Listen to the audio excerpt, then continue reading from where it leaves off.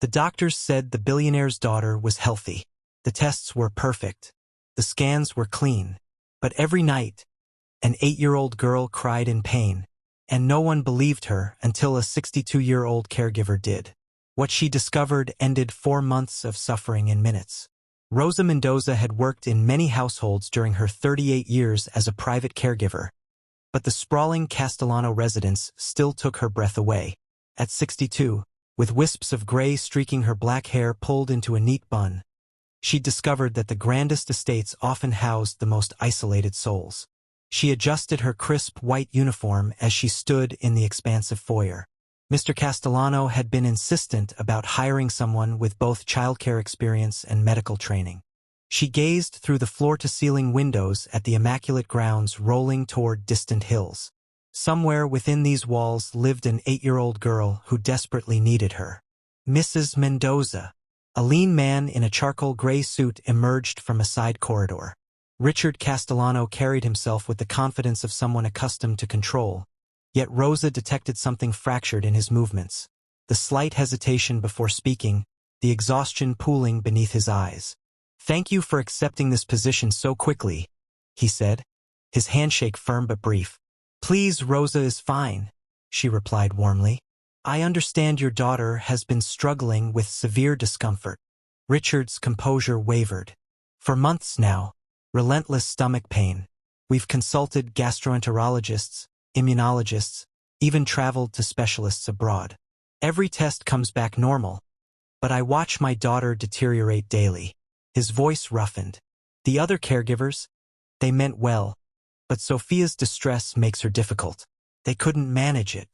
Rosa had shepherded for children of her own through various crises and supported countless others through their darkest moments.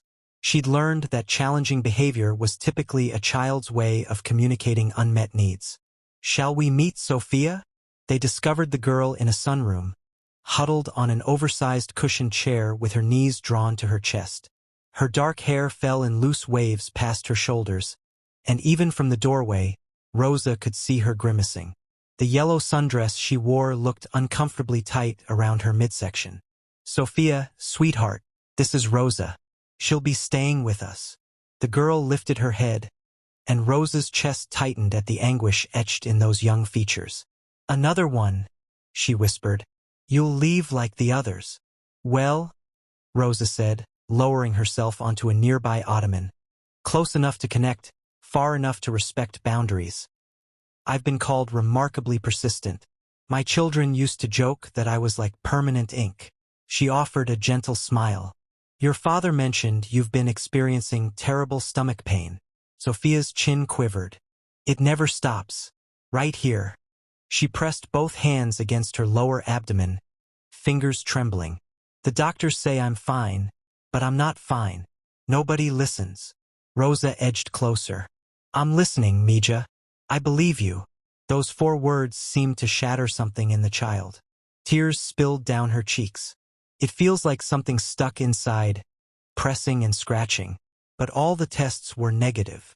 "Would you let me examine you?" Rosa asked softly. "I'll be very careful." After a moment's hesitation, Sophia nodded. Rosa withdrew a pair of disposable gloves from her pocket and approached with practiced calm. Richard hovered near the entrance, his anxiety palpable. Rosa gently palpated Sophia's abdomen, watching the girl's reactions. When she pressed the lower right area, Sophia jerked and whimpered. But it was when Rosa asked Sophia to stand and observed her posture that something clicked. "Mr. Castellano, could you bring my supply case from the entrance? And perhaps some chamomile tea for Sophia." "What did you find?" Richard's question came out sharp with desperate hope. "Let me verify something first," Rosa said evenly, though her pulse had quickened. When Richard returned, Rosa guided Sophia to lie flat on the sofa. She'd seen this once before, years ago while volunteering at a community clinic.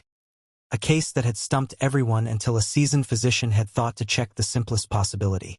"Sophia, honey, I need you to trust me for a few minutes," Rosa said. "I'm going to press different areas of your stomach and ask questions. Some might feel uncomfortable, but nothing will hurt badly. Can you be brave for me?" The girl nodded, tears still flowing. Just make it stop hurting. Rosa worked methodically, asking Sophia about her bathroom habits, what she'd eaten recently, when the pain was worst. With each answer, her suspicions solidified. Finally, she asked Sophia to turn slightly on her side and carefully examined her lower back. There, so subtle it had probably been missed during rushed examinations, was a small, firm mass just visible beneath the skin. Rosa had encountered this exact presentation once before. A foreign object that had somehow entered through minor broken skin and become encapsulated, causing chronic inflammation and referred pain. Sophia, I believe something small got lodged under your skin, probably on your lower back, and your body has been trying to protect you from it. That's causing all the pain you've been feeling. It's not visible on scans because it's so tiny and close to the surface. With your permission and your father's, I'd like to try removing it. Sophia's eyes widened. You can make it stop? I believe so, sweetheart. Richard stepped forward, his face a mixture of disbelief and cautious optimism. What are you suggesting? A very minor procedure, Rosa explained.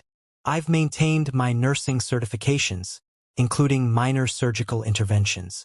If you'd prefer, we can go to urgent care, but I can handle this here with proper sterilization. It appears to be a small splinter or thorn fragment that's become embedded. The body's inflammatory response would explain all her symptoms. David's voice cracked. For months of specialists, and you think it's a splinter? Sometimes we overlook the simplest explanations while searching for complex ones, Rosa said. And sometimes we forget that children know their bodies intimately. Sophia said it felt like something stuck. She was exactly right.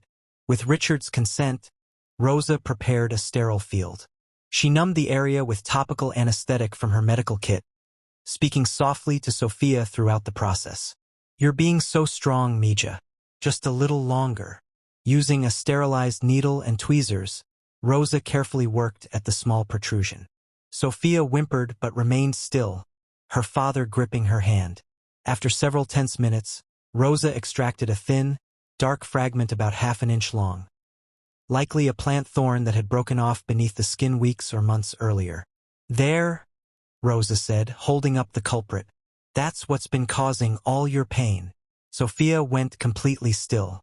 Then, slowly, her expression transformed from fear to wonder. It doesn't hurt anymore, she breathed. Papa, it stopped. Richard's face crumpled. He gathered his daughter into his arms, both of them sobbing with relief that seemed to pour from somewhere bottomless. Rosa quietly disposed of the medical materials, allowing them privacy in their moment of release. How did you know? Richard finally asked, his voice hoarse with emotion. Experience and willingness to consider the unlikely, Rosa replied. These fragments can migrate beneath the skin and cause intense localized inflammation.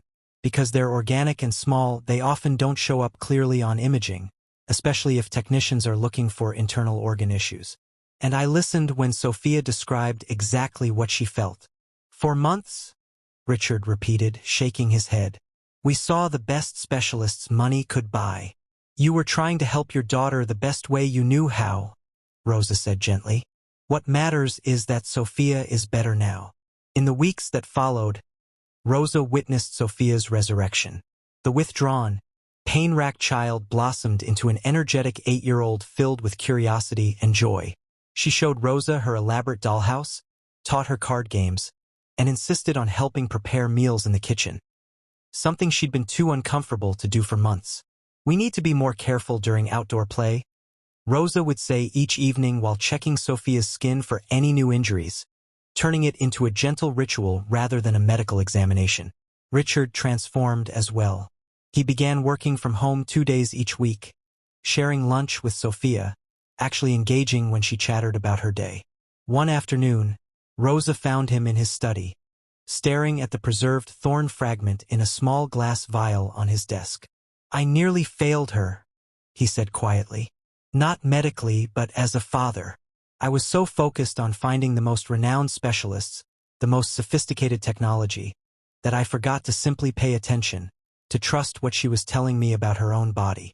You're present now, Rosa said. That's what your daughter needs. Stay, Richard said abruptly.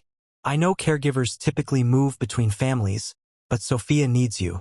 Truthfully, I need you too. Not as an employee, as part of this family. Rosa felt warmth bloom in her chest. At 62, she'd assumed her days of forming deep bonds with the families she served were waning. But here, in this vast house that had initially felt so impersonal, she discovered genuine connection. I'd be honored. Years later, when Rosa was 69 and considering full retirement, Sophia, now a compassionate teenager volunteering at children's hospitals, would tell people about the caregiver who'd saved her childhood. Not through expensive interventions or cutting-edge medicine, but through patience, observation, and the simple grace of believing a child's testimony about her own suffering. Rosa taught me that healing isn't always about the most sophisticated treatment, Sophia would say. Sometimes it's about caring enough to look beyond the obvious, to trust someone when they say they're in pain, to investigate what others dismiss. That's the kind of healer I want to become. And Rosa, listening to her speak, would remember that anguished girl curled in the sunroom and feel profound gratitude. Grateful she'd been given the opportunity to ease that suffering, and grateful that in doing so, she'd discovered her own permanent home. Sometimes the most powerful acts of healing are also the most straightforward. Sometimes all it requires is someone who cares deeply enough to truly see you, to believe your truth, and to walk alongside you through suffering toward relief. That's the kind of love that transforms everything.